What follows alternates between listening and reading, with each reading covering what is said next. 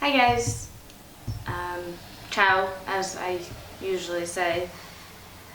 I'm Chelsea, also known as Little Red. I'm the host, the editor, producer for my channel.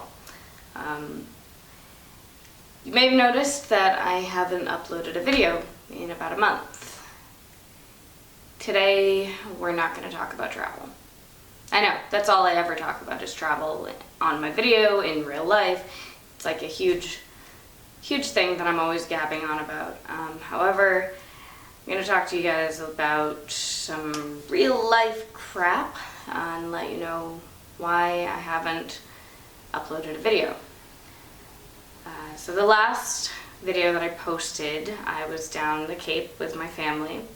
I did a tour of our timeshare and promised you guys video footage of everything that we did that week, which I have, and all of that footage is still on the memory card of my camera. I haven't even looked at it.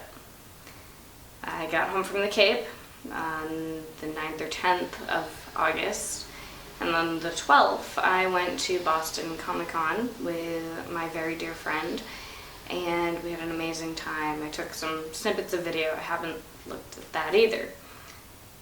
On the 13th, which was a Sunday, it was the day after Boston Comic-Con, I got a phone call that,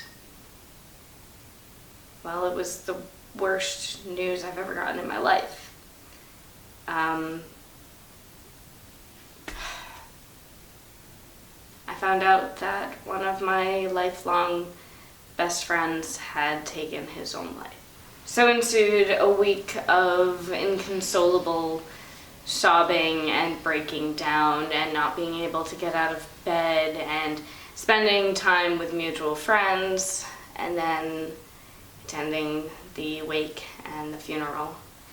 And that followed with a week of trying to figure out how to deal with this.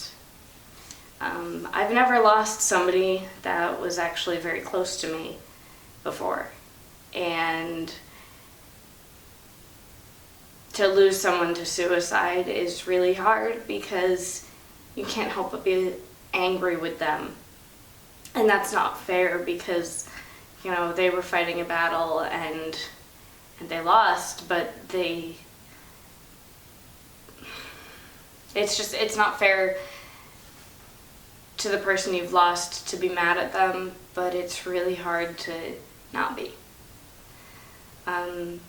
Yeah, so obviously, like, what I'm talking about today is dealing with grief and coping and trying to find a new normal, which is what I'm doing now. I've tried to film a video explaining what's going on to you guys a couple of times, and every single time I couldn't bring myself to edit it because I couldn't find a point to the video, and everything just felt empty, and I wasn't sure if I really wanted to open up and explain what's been going on, but I know that I'm not the only one who deals with this and who has gone through this process where you're just reeling and trying to figure out, okay, now what? See, Jeremy was a good person, a really good person, one of the best, and I have so many good memories with him, and I'm lucky for that, because I've known him since I was 11 or 12. We were in, grade school. We graduated together. We went together with a group of friends to prom. I have so many memories of him from our youth and from the years since high school. I went through a real bad breakup and he just took off out of town with me for a night. No planning, no warning. I just called him up and said, "What are you doing tomorrow night? I need to go somewhere new." And we went and drove up to Maine and stayed in Portsmouth for the night, and he was just a really selfless and caring person. And the fact that he's gone is really hard. And a month on now, because it's been nearly a month since I got that news, I'm still a mess. people keep asking, are you okay? How are you doing? You know, are things starting to like feel better? And I want to be able to answer them with the answers they want. You know, because when somebody asks that, they want you to not be in pain. They want you to be able to say, yeah, things are better. I'm okay. I'm fine. I'm getting through it.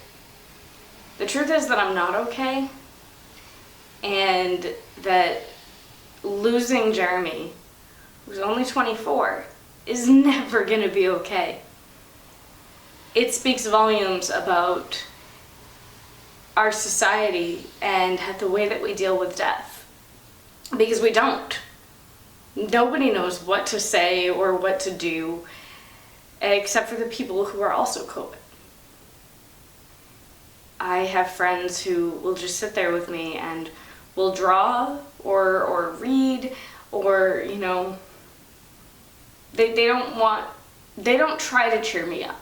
And I think that's really important when you're dealing with grief, because when people try to cheer you up, it's really frustrating, because you look at them and you say, I don't want to laugh. I need to feel this. I need to feel this pain. Like, I need to process it and deal with it. I don't want to ignore it. I don't want to shove it in the back of a closet in a box and let it sit there. And a lot of people don't realize that. And I think a lot of people deal with grief by pushing it aside and trying not to. And then they deal with it somewhere down the road. You know, they say, I'll unpack that when I can. I'm not able to do that. I guess I'm hypersensitive emotionally. I get upset about these things very easily, and I fall apart. The week following receiving the news, I took the week off work, and I don't really remember much of that week besides a lot of tears and a lot of frustration and a lot of questions and waves of emotion just hitting you over and over again. It's like sitting on a beach and there's a really bad storm, you know, and you see the waves and you know that every wave is just going to hit you and crash over you, and you don't move. You just stay there. It's like you're glued to the spot. It's like all the pain just crushes you. And you don't want to move because you need it to do that. Because without the pain, you feel like, you feel nothing.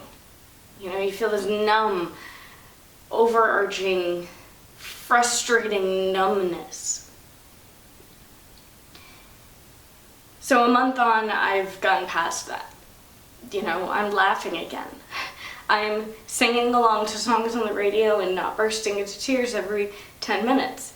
I'm still bursting into tears a lot, but I'm able to make it through the day. I'm able to work on my clients, and I'm able to, you know, go out with friends and laugh at a drive-in movie. You know, I went the other night and saw Jaws and Jurassic Park at the drive-in with some friends, and we laughed our heads off the whole time because it was like a retro weekend. I mean, it was amazing. It was a great night. And I'm so glad that I'm able to do that, because for the first week or two, I couldn't laugh. Smiling hurt.